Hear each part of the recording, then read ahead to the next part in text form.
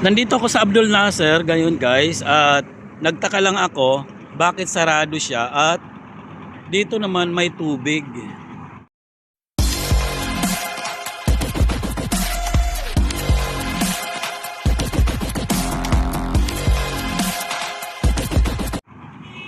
So, para tuloy akong napaisip na umulan ba, kasi sa ibang part naman wala namang tubig. So ayan, medyo marami ang nakakalat dito na tubig. So parang galing doon sa, siguro doon sa machine na yun, kasi parang baka nagbubuta sila. So eto pala yung Abdul Nasser going to Alwada. So parang isang street siya. Alam niyo yung may Pizza Hut dito at saka may Tasty Station. So Alwada na yan. So doon naman sa kabila ay Abdul Nasser. Ayan. Ano kaya to guys? Bakit Bakit may ganito? Ano nangyari dito? Ayan may mga machine. Ang ingay nga eh. Ngayon, lapitan natin to rito kung bakit talaga siya nagkaroon ng tubig dito. Baka dito sa binubutas, maayos naman ang tawag nito, pinaka semento niya. So anong problema rito? Ayan, kompleto, Ricardo. Mayroon silang mga machine. Ayan. So ayun yung Pizza Hut Ito naman yung Tasty Station.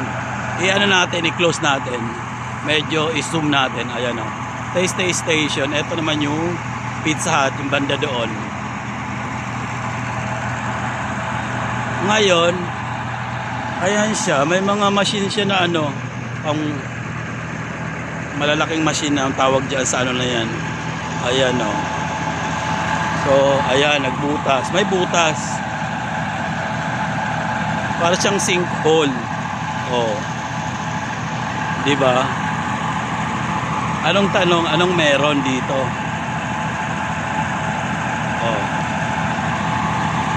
Nagkaroon ba ng sinkhole dito na hindi namalayan? Paki-explain. So, lapitan pa natin dun sa isang side naman. So, ayan, nandito na ako sa sa kabilang side, at maingay talaga ang machine. Hindi natin alam kung ano ang problema ng machine na yan, at parang sinisip-sip yung tubig sa ilalim. Yan.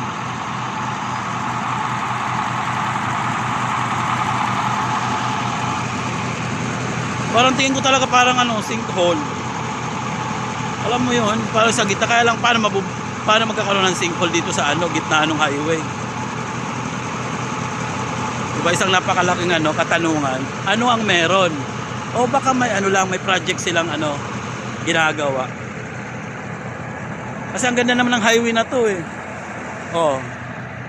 Walang kasira-sira yung highway niya. Magandang highway niya kasi parang kagagawa nga lang ng nito eh. Ng highway na to eh. Ay! Kung bakit ganyan. Ayan. Maganda pa nga highway na to. Ang ganda ng highway pa na to. Maganda yung niya, maganda yung tawag nito, yung semento rito. Kasi aspalto pa nga to eh. Parang kaka-aspalto pa nga lang, tapos ngayon giba na naman, sisirain na naman. Anong meron? Yan ang katanungan. Diba ang haba na nung nadaanan ko, kitang-kita naman na maayos. Siguro may project siguro sila. Baka sa to? Hulaan ko, baka sa sewa, doon sa tubig, or kaya sa electric. Pero bakit naman dyan nakakonect sa highway mismo? Kung nandyan yung mga connection. Di ba? Di natin alam kung ano ang explanation behind nung ginagawa nila. So ayun lang guys. Yun lang naman ang gusto kong ipaabot sa inyo at ipaalam. So maraming salamat sa panonood. Bye!